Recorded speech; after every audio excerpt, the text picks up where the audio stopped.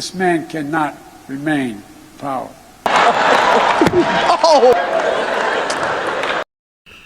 Good morning, ladies and gentlemen. Welcome to my new video. My name is AJ, and in today's video I'm going to be talking about Wion, the Indian news channel which has been blocked on YouTube. I'm also going to be talking about a CBS interview with a Chinese ambassador, and I'm going to show you how rude she is to the Chinese ambassador. But the same reporter is very polite to the rest of the guests, and she literally interrupts the Chinese ambassador around 23 times, only because the Chinese ambassador did not want to stab its friend Russia in the back. It did not want to place sanctions on Russia and follow the West narrative on Russia. Only because of that, they decided to be really rude to him. I think it was totally out of order.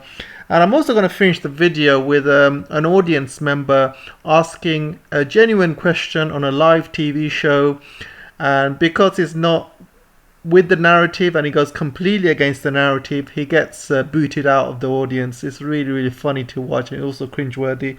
So without further ado, let's get on with the show. So let's start with Wion getting blocked, shall we? A lot of you watch our channel on YouTube. We see your live comments, your suggestions, your compliments, all of it. In fact, we broadcast live on YouTube 24/7. It's one of the many platforms we're available on. The idea is simple. Our reportage should reach each one of you, every corner of the world.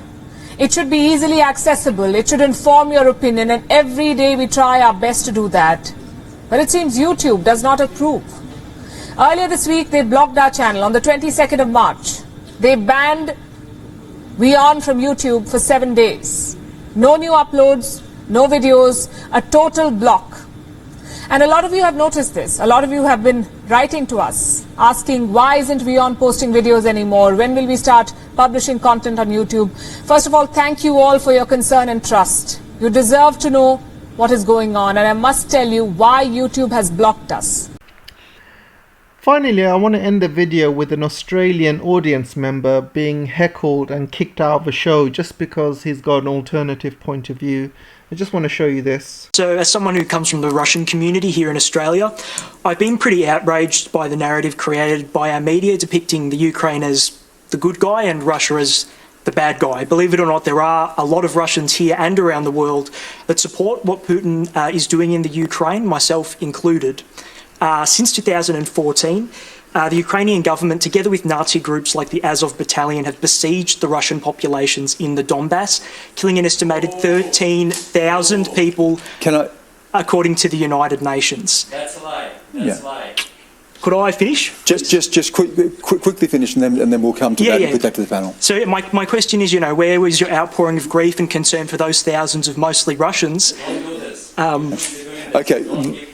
When you mention the 13,000, the United Nations has listed 13,000 total people killed since the conflict, but you're trying to suggest that is Russians killed by Ukrainians, and I think we need to point out that the United Nations has pointed out there is 13,000 killed since the conflict began in 2014. So we need to be very clear on that. Can I just put this now, leaving aside your personal views on this, can I just put that question, I'll go to you, Jason, on this.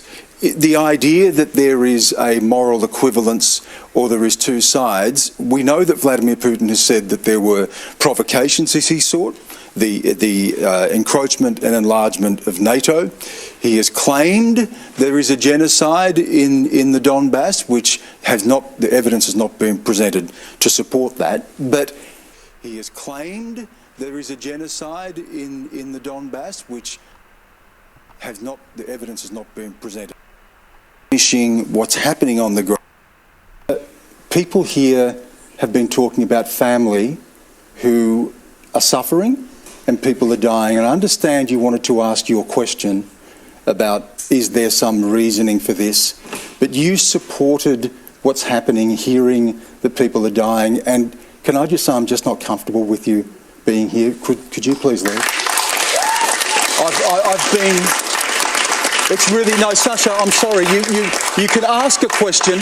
You can ask a question, but we cannot advocate violence. I should have asked you to leave then. It's been playing on my mind, and I'm sorry, but I have to ask you to leave, please. Okay, could I? No, please. Just out of respect. Just no, please. We're not having the conversation, Sasha. We can't have people advocating violence.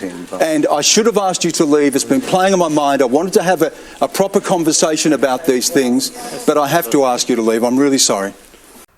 So you can see nobody is allowed to have an alternative view anymore. If you're a news channel, you have an alternative view, you get shut down or you get blocked by YouTube. It's very similar to what happened to RT, and it's happening to Wion now.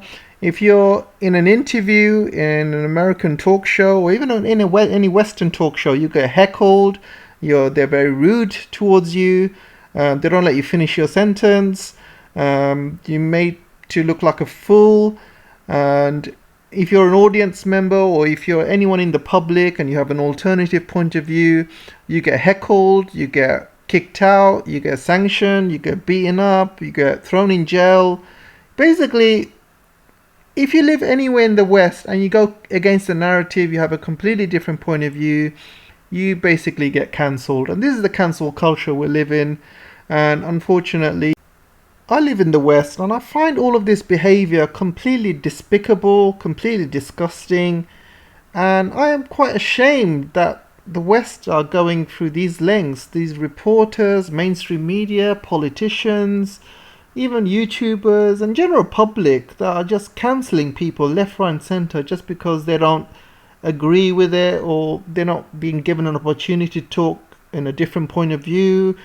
You know, I just find it all disgusting, and I just think what the world is coming to, it's getting worse. I just feel like it's getting worse and worse. I mean, yeah, when I was growing up, I've never seen anything like this bad. And you know, we've gone through a lot of stuff. We've gone through a lot of wars in the past, and I just feel that the cancel culture and Russophobia, Chinophobia, you know, Islamophobia, it's real. You know, basically, if the West wants you to hate a certain race or a certain narrative, they will do it. They will use the propaganda, they'll use all of these means to make sure you hate a certain race. You don't blame one person, you blame the whole race. For example, every single Russian is being cancelled everywhere, from composers to sports people. I mean, what have they got to do with the Ukrainian war? Nothing. They're just being cancelled left, right and centre. And before that it was the Chinese, and before that it was all the Arabs. You know, I just find it all disgusting, despicable. And I hope one day we improve as a human race, and we learn from this and we become better one day. I can hope anyway. Anyway, let me know what you guys think. Don't forget to like, share, subscribe, and look forward to reading your comments. I love reading your comments, so let's chat on the comment section. So take care for now, and I'll see you soon.